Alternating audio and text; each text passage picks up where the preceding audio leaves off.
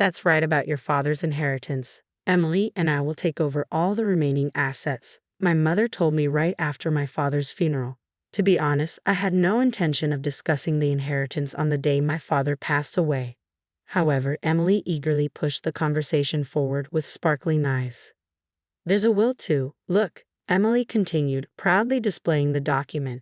Just after Dad went to the hospital, Mom and I visited his room and had him write this. Dad immediately agreed to leave neither inheritance nor anything to you, sis. Dad did that? I asked, stunned. Yeah, he did, even though he always relied on you. I know it's harsh. It's pitiful for you, isn't it? But of course, Dad always found me more affable and favored me, Emily said smugly. No way, I started, but my mother cut in gleefully. You who have no job, we have no intention of giving you a single penny from the inheritance. We'll be enjoying a trip abroad, so prepare to leave this house by the time we return. Wait, how can I accept this? Why would such a thing happen? I tried to speak, but Mom and Emily retorted coldly. Be quiet. It's impossible for you to get anything from us now. Now that Dad's gone, we can finally act freely. Your role here is done, so leave immediately. All the sacrifices I'd made for Dad, all I'd done for him, and this was the result. How cruel. Giving everything for such an ungrateful father was pointless, even if I wished for their help. Now it's too late. Hearing those words, any remaining familial feelings toward my mother and Emily disappeared entirely. I couldn't accept what they said about my father, whom I deeply respected. Without expressing all I wanted to say to my mother and Emily, I calmly responded, I understand. I can't stay with you two any longer. I'll gladly leave. With that, I left my childhood home. My name is Ashley. I have a sister, Emily, who's 4 years younger than me. We're a family of 4 with our 2 parents. Emily's personality is similar to our mother's. She's affable but sometimes lazy. She often teases my father and me, who have more sincere personalities. Our mother, having a temperament like Emily's, felt especially fond of her. When we were children, it was evident she favored Emily over me. Whenever she met her friends, my mother would only take Emily with her, often leaving me at home. According to her, it's embarrassing to show plain and quiet Ashley to my friends. On the other hand, my mother was very proud of Emily, who was friendly and loved by everyone. Even with such a mother and sister, the reason I could live my days positively was because of my father. He valued my sincerity and loved Emily equally. I deeply appreciated and loved my father's fair attitude. Even after becoming an adult, the way my mother treated me remained unchanged. However, thanks to my father's presence, our household remained stable. But after my father retired at 65, an incident occurred at home. He tripped over a small step in the house and broke a bone. Although he tried hard with surgery and rehabilitation, his aging muscles didn't recover easily. As he spent more time bedridden and needed care, the dynamics at home changed. My mother and Emily became even colder toward him. Hey Mom, what do you think about this inn? Emily asked. Yeah, it looks good. The food seems delicious too. Maybe we should go with this one, my mother replied, looking at a guidebook. They chatted excitedly. What are you talking about? I asked. We're planning for a family trip, my mother answered with a hint of annoyance. But considering Dad's difficulty in moving around, isn't traveling difficult for him? I responded. Emily smiled and said, well, we're not thinking of bringing him in the first place. We plan to leave him at home. That's cruel. It would be hard for him if he's left alone. If Dad's not joining, I will stay home with him, I said. My mother and Emily just smiled at each other. Then my mother said, that's fine too. If that's the case, Emily and I will just go by ourselves. Whether you two come or not is up to you, but since it's a family trip, we'll be using money from Dad's bank account. A quick glance at the guidebook revealed they had chosen a room meant for just 2 people. It was clear they had never intended to bring either my father or me along. After that, my mother and Emily frequently went out by themselves, staying at high-quality inns and dining at reputed restaurants. It was as if neither my father nor I existed in the house. I kept an eye on their actions from a distance, trying to finish my work as quickly as possible to take care of my father. When I couldn't handle everything alone, I sought help from care services for tasks like bathing assistance or accompanying my father on short walks around the neighborhood. On days when I had to work overtime, I asked my mother and Emily to look after my father, but they avoided the responsibility. Ashley, I came to help with the bath. But is there no one at home today? Upon receiving this notification from the care service staff, I quickly called my mother and Emily. Despite having informed them of the staff's visit in advance, they had left my father alone and gone out.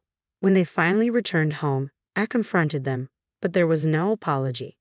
The staff are professionals, right? It's okay even if we aren't there. Dad is an adult. He'll be fine being left alone. We don't want our time taken up caring for him like you do, they said, genuinely believing they were doing nothing wrong. I realized I couldn't rely on them and decided that taking care of my father was my responsibility. I juggled work and caregiving. The daily grind was far from easy, especially since neither my mother nor Emily showed any concern or understanding. My father's condition worsened as the days went by. He spent more time seated than walking and ate much less. As the 9th year of caring for my father approached, I became increasingly concerned about how frail he looked when I took him to the hospital. I was hit with a shocking diagnosis. Your father has advanced cancer. It can't be, I thought, realizing that we might not have much time left with him. Determined to support him in his final days, I quit my job to care for him full-time. I knew I had to tell my mother and Emily. The reactions were unexpected. When I informed them about his condition, my mother commented, "Really? He never drank or smoked. It's unfortunate that such a sincere person ended up with cancer." Emily, with a stunned expression, said, "I can't believe you'd give up your job to take care of Dad. I'd never make that choice." I thought they would be concerned about him, but they showed no signs of it at all. I was honestly surprised by their indifference, as if it was someone else's business. In the end, the two of them only visited him at the hospital for a short time and never really came to pay a proper visit. I supported him daily during his chemotherapy treatments. Despite our best efforts, we couldn't stop the cancer's progression, and half a year later, he passed away. The days after the diagnosis went by in a blur. Upon hearing of his death, my mother and Emily started a private discussion and left me to arrange the funeral on my own. They disappeared somewhere, leaving me with no time to mourn my father, as I had to handle the funeral arrangements alone. As the funeral began, my mother appeared and began to deliver the chief mourner's speech. Despite having done nothing, she put on a face for the public. I was irritated by her behavior, but the funeral proceeded smoothly. Worn out as I headed home, I was invited to the living room by my mother and Emily, who had already returned, saying they had something to discuss. Without any consideration for my exhaustion, my mother abruptly declared, "Regarding your father's inheritance, Emily and I will inherit this house and all other assets." Frankly, I wasn't in the mood to discuss inheritance on the very day my father passed away. However, Emily eagerly chimed in, "We even have a proper will. Look," she proudly presented a document and began to explain. "Right after Dad was admitted to the hospital, Mom and I visited him and had him sign this. It states that you won't inherit anything." Dad agreed to it immediately. "Dad did?" I asked in disbelief. With a smirk, Emily said, "After all the help you provided, it's so cold, right? Maybe Dad in the end preferred me over his too serious elder daughter." "That's impossible," I began, but my mother interrupted with an inappropriate grin. "Clearly Emily is more adorable. Though your father always stayed home and had no hobbies, he surely saved a lot. Mom even quit her job because of the inheritance, and I took some time off work to enjoy it for a while," Emily added. Before I could respond, the two of them continued their conversation. My mother then told me, "You, who have no job, won't get a penny from the inheritance. We plan to enjoy a vacation abroad for a while, so you should leave this place by then," my mother declared. I hurriedly countered, "Wait a minute, do you genuinely believe what you're doing is right? If that's the case." Without waiting for me to finish, both my mother and Emily firmly responded, "Shut your mouth. It's a waste of time trying to take the inheritance from us. With your father gone, we'll do as we please. Your role here is done. Please leave this house promptly." To think that after all I sacrificed for Dad, this is what I get. There was no need to go to such lengths for such an inept father. It's pointless to regret and think about it now. Hearing those words, any remaining bond I felt for my mother and Emily was completely severed. I couldn't forgive them for speaking that way about my beloved father. Holding back what I wanted to say, I calmly told them, "I understand your thoughts. From now on, I can't imagine living together with you two. I'll gladly leave." Despite their initial surprise at my acceptance, the two soon smiled smugly together. "Good to know. Once you leave this house, never rely on us again." Our relationship ends here. Whatever happens to you, we want no part in it. Don't even think of contacting us." Receiving this intense sentiment from my mother, I packed only my essentials and left the house. A few days after the inheritance discussion, something unexpected happened. I received a call from my mother. My mother, who had claimed she would cut off contact with me, was suddenly on the phone, confronting me angrily. "What have you done? Where has all the money from your father's account gone? Why are you suddenly calling? Didn't you say you wouldn't contact me?" "Silence. This is an emergency. Return your father's savings immediately." "What are you talking about? I left the passbook at the old house. I have no way of accessing it after I left. But the money in the account is definitely gone. Such a significant amount of his savings couldn't have disappeared so suddenly. I found it suspicious when you managed to move out so quickly without a job," she snapped, assuming I had squandered my father's money. "Mom, haven't you ever checked the account balance before?" "Huh? I haven't bothered with such things." "I see. If you had, you would have noticed that Dad's savings weren't that much to begin with." "What do you mean? His savings were? Where did his retirement money go?" "We used it for our wedding ceremony and the new house." "Wedding? New house? I have no idea what you're talking about." I had been in a romantic relationship with a man named Sean, who was in charge of the caregiving service for my father. Our relationship started through our mutual care for my father. I had told my father about my relationship with Sean soon after we began dating. Sean proposed, but at that time, I was overwhelmed with caregiving and work responsibilities and couldn't make a decision. Upon learning the truth, my father had said, "Care for yourself more than me.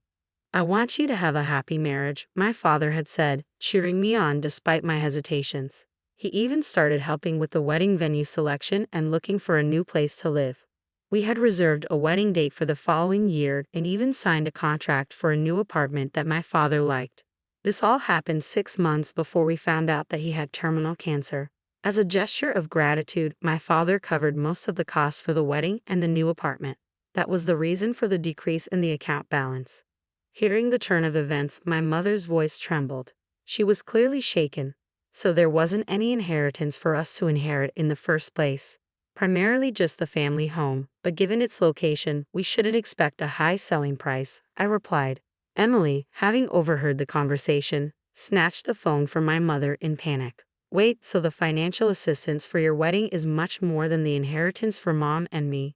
"That seems to be the case. Dad knew about my marriage and me leaving the house, so maybe he didn't see a problem in leaving the family home to both of you. He might have used a significant amount for me and intended the inheritance to compensate for that. Could it be that the reason you quit your job was because your marriage had been decided upon?" Emily asked. "That's right. Sean is also involved in investment activities and is financially stable. He wanted me to become a full-time housewife. Also, I thought if I resigned early, I could focus on taking care of our father." "I can't believe it. Why did you keep the news about your marriage and the savings a secret from us?" Taking a deep breath, I answered, "I thought about telling you several times, but every time, neither of you showed any interest and avoided the topic. Why didn't you stop me from taking a break from work or Mom from quitting her part-time job?" "How are we supposed to live now? I wanted to talk to you after the funeral. Wasn't it you and Mom who shut me down, saying you can't expect anything from us? But I thought family members should help each other out." "Family. When I was swamped with work and caregiving, you were out having fun, neglecting Dad. How can I think of someone who said such mean things as family? Don't just say whatever is convenient for you." Shocked and lost for words, Emily was taken aback. Afterward, my mother pleaded with me, "Ashley, the truth is, I've already paid for the trip. I also made various purchases expecting the inheritance, so now I have no savings left." "So what about it? I've already quit my part-time job, right? If we don't get any inheritance money, we won't have any money for next month. So until I find a new job, I hope you can lend us some. When you kicked me out of the family home, didn't you say you'd never come to me again? That our relationship was over? That you wouldn't interfere with whatever happens to me in the future? About that, neither of you ever helped when Dad and I were going through tough times. Now, when you're in trouble, you want to rely on me. That's incredibly brazen. But if you don't help us now, what will we do?" Without waiting for my mother to finish, I ended the call and blocked their numbers. I was utterly disgusted by my mother and sister, who only claim to be family when they're in trouble.